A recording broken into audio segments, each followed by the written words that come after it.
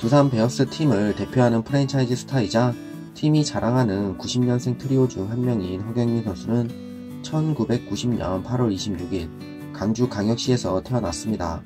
어린 시절 내 꿈은 골든글러브를 수상하는 것입니다 라는 말을 가슴에 새기며 10살 때부터 야구를 시작한 허경민 선수는 충장 중학교 시절 감독님의 가르침 아래 유격수로서 뛰어난 수비력을 자랑하며 야구 선수로서 성장하게 됩니다. 중학생 시절부터 갈고 닦았던 수비력과 야구 재능을 인정받아 야구 명문인 강주제일고등학교로 진학한 허경민 선수는 실력을 인정받아 고등학교 1학년 시절부터 주전 유격수 자리를 차지하며 많은 관계자들을 놀라게 만들었습니다. 포수와 함께 야구에서 가장 중요한 수비 포지션인 유격수 자리를 이제 막 입학한 고등학교 1학년이 맡았다는 것은 당시 허경민 선수의 재능이 어느 정도였는지를 말해주는 부분이었습니다.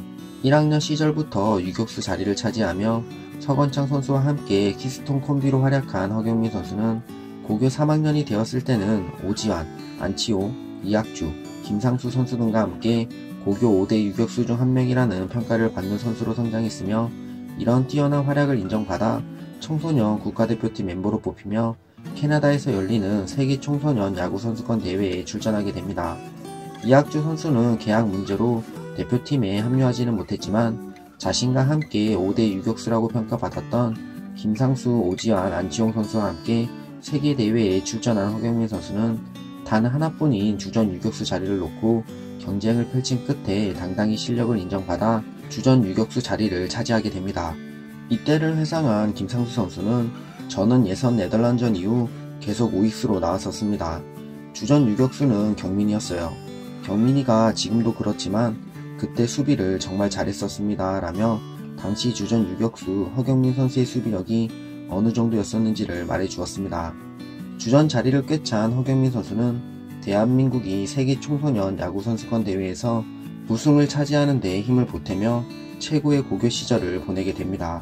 당시 이런 활약 덕분에 많은 프로팀들의 주목을 받았으며 수비력만 놓고 본다면 당장 프로에서도 통할 것이라는 좋은 평가를 받게 됩니다. 그러나 연고팀이었던 기아 타이거즈 팀에 1차 지명을 받는 데는 실패했으며 2차 지명에서도 기아 타이거즈 팀은 허경민 선수가 아닌 서울고등학교에 안치홍 선수를 지명하며 아쉬움을 삼켜야 했습니다. 그러나 손시현 선수의 백업 자원이 필요했던 두산 베어스 팀이 2차 지명 전체 7순위로 허경민 선수를 지명하며 프로로서 첫 발을 내딛게 됩니다. 화려함보다는 팀의 보탬이 되는 선수, 소금 같은 선수가 되고 싶습니다. 우리나라에서 뿐만이 아니라 WBC에도 나가서 세계적인 유격수와 대결하고 싶습니다.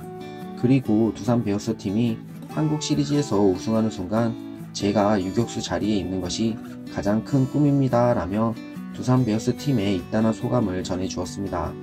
그러나 고등학교 1학년 시절부터 주전 유격수 자리를 차지했으며 3학년 시절 세계를 제패했던 청소년 대표팀에서도 주전 유격수 자리를 차지하며 화려하게 빛났던 허경민 선수는 프로의 높은 벽에 막히며 힘든 날들을 보내게 됩니다.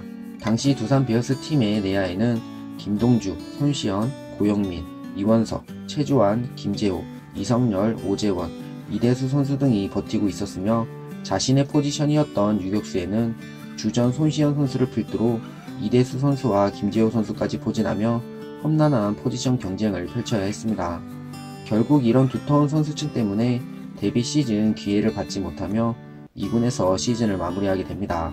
탄탄했던 내야진 때문에 허경민 선수가 당분간은 1군에서 뛸 자리가 없다고 판단한 두산 베어스 팀은 허경민 선수에게 경찰청 입대를 권유하게 됩니다. 경찰청 지원서를 보자마자 눈물이 났습니다. 시쳇말로 팀에서 잘린 것 같았어요. 1군의 벽을 느꼈고 1군 무대를 한 번도 밟지 못하고 입대하는 게 너무나 불안했습니다 라며 당시 군에 입대하는 것이 큰 불안감으로 다가왔었다고 합니다. 그러나 경찰청 입대를 기회로 삼은 허경민 선수는 꾸준하게 경기에 출전하며 자신을 단련하였고 2년 연속 도루왕을 차지하며 좋은 성적을 내고 두산 베어스 팀으로 돌아오게 됩니다. 그러나 여전히 막강한 내야진을 보유하고 있었던 두산 베어스 팀이었기에 허경민 선수는 처음부터 주전을 목표로 하는 것이 아닌 팀이 내야 백업을 찾을 때 제일 먼저 찾는 선수가 되는 것을 목표로 시즌을 치르게 됩니다. 솔직히 경쟁에서 선배들을 이길 생각은 전혀 하지 못했습니다. 그보다 선배들과 함께 뛰려면 실력을 키워야 했고 내가 당장 설 수 있는 자리는 백업이라고 생각을 했었습니다. 그래서 백업 중에서 가장 먼저 찾는 선수가 되자고 다짐했었습니다. 라며 이 당시를 이야기해 주었습니다.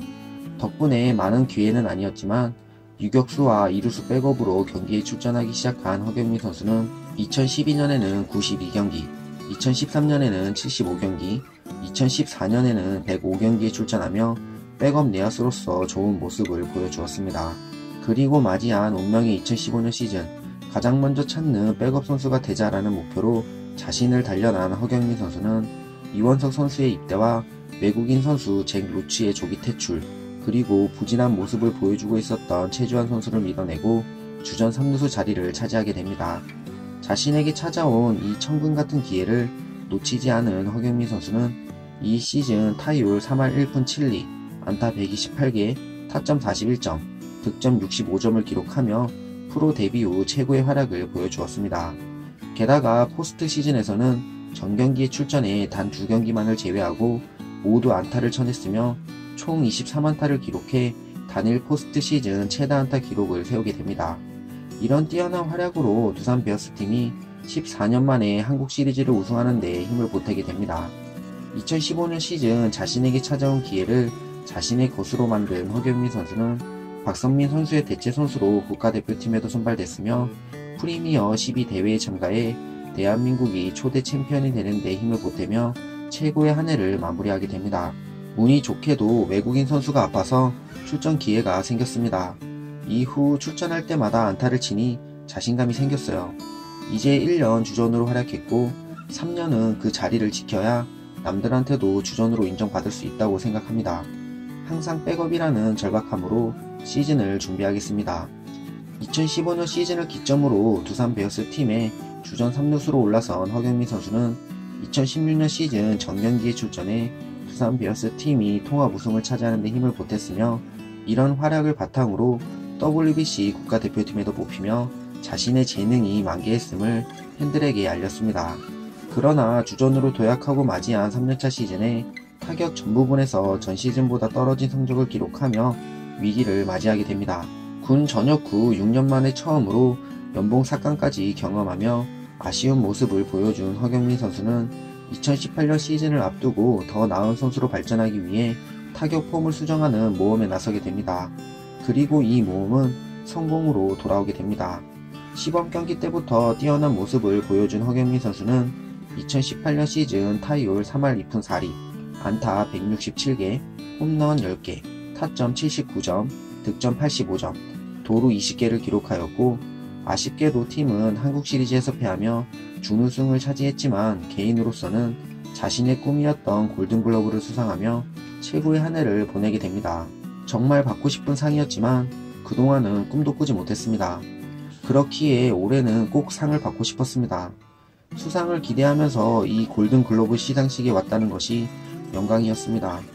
골든글러브는 어릴 적부터 꿈이었는데 꿈이 현실이 돼서 기분이 좋습니다. 2018년 시즌 최고의 한 해를 보내며 자신의 꿈이었던 골든글러브를 수상한 허경민 선수는 2019년 시즌에도 이런 활약을 펼쳐서 두산 베어스 팀이 다시 한번 우승을 차지할 수 있게 매 경기 최선을 다해 경기에 임하고 있습니다.